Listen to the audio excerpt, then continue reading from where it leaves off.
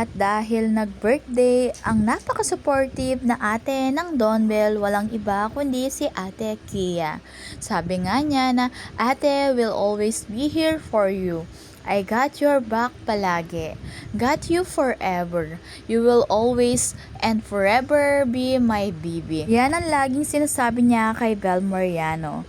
Dahil alam naman ng karamihan ay napaka-close ng dalawa.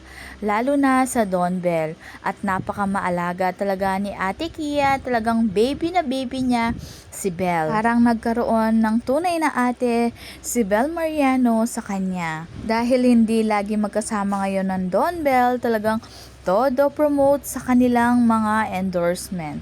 At hanggang ngayon ay talagang endorser pa rin sila ng sikat na fast food chain. At tignan mo naman ang kanilang social media account, talagang paninda ang kanilang laging pinopost. At sa post ni Donnie na paninda ay talagang nakalike agad si Bel Mariano. Talagang supportive girlfriend ever siya. At talagang todo kayod sila syempre para sa kanilang future.